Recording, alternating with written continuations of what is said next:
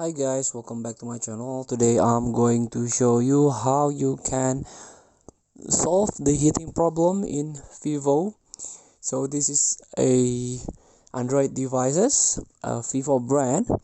So it's similar with other devices, the way you solve heating problem.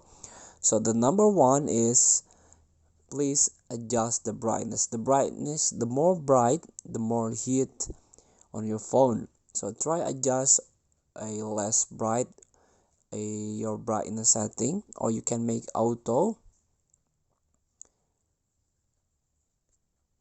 And then another culprit is the background app. So you can go to the setting button and try to search the battery here, battery usage.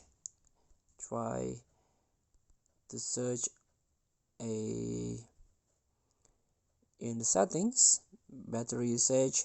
So you can save power here, or you can use app battery management. You can click it. So for example, the game here, you can turn on or turn off here, like power consumption control.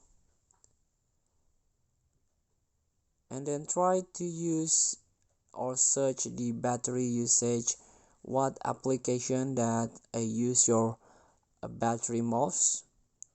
Usually the game or the social media use your battery more than another application.